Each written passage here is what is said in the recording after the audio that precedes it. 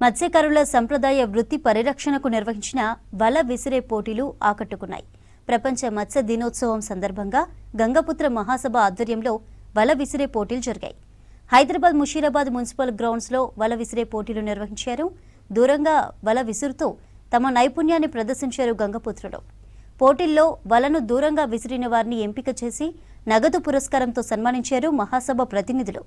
భవిష్యత్తు తరాలకు కులవృత్తిని అందించేందుకు వల విసిరే పోటీలు దోహదపడతాయన్నారు గంగపుత్ర మహాసభ ప్రెసిడెంట్ ఆర్కే ప్రసాద్.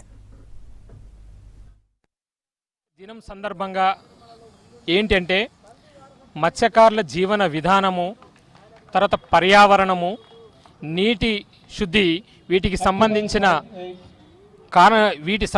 విషయాలతోనే ఈరోజు ప్రపంచ మత్స్యకార దినోత్సవం మనం అందరం జరుపుకుంటున్నాం. ముఖ్యంగా మత్స్యకారులు మీద సమస్యలు రోజు రోజుకి చాలా చాలా కఠినమవుతున్నాయి. తెలంగాణలో అసలైన సాంప్రదాయ గంగపుత్రులను మొత్తము అన్యాక్రాంతం చేస్తున్నారు. అసలు చేపలు పట్టేవారే గంగపుత్రులు, ఇతర కులస్తులు ఓన్లీ వాళ్ళ జీవనం కోసమే తప్ప ఇది మా వృత్తి, మా జీవనాధారం కూడా ఇదే. కాబట్టి దీన్ని కాపాడుకోవాలి. ప్రభుత్వాలు కూడా పూర్తిగా గంగపుత్రుల మీద పూర్తిగా వాళ్ళకి న్యాయం చేసే విధంగా చూడాలని మీ అందరికీ కోరుకుంటున్నాను. నేటికి కొత్త తరానికి కూడా ఈ మన వృత్తి, ఈ వలలు విసిరే కార్యక్రమాన్ని ఇంకా ముందు పంపించాలనే ఉద్దేశంతో ఈ కార్యక్రమం ఏర్పాటు చేయడం జరిగింది. మన వృత్తిని కాపాడుకోకుంటే మన జాతిని కాపాడుకోలేం. కాబట్టి ఈ వృత్తి మీద ఆధారపడిన వాళ్ళను మనం ఈరోజు సన్మాన కార్యక్రమం పెట్టాము.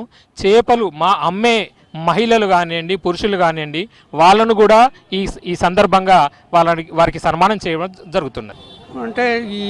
అంటే ఈ చేపలు తగ్గిపోతున్నాయి. భవిష్యత్తులో తరాలకి ఇవ్వాలంటే వీటిని కాపాడాలి అని ఒక తీసుకున్నారు. అందుకనే ఈ వలలు ఫిషరీస్ ఒక డేటు ఫిక్స్ చేసి చేస్తున్నారు. మత్స్య వృత్తిని అంటే చేస్తున్నారు కదా, అది మనకు కొంచెం కాపాడాలి. తర్వాత పర్యావరణాన్ని కాపాడాలి.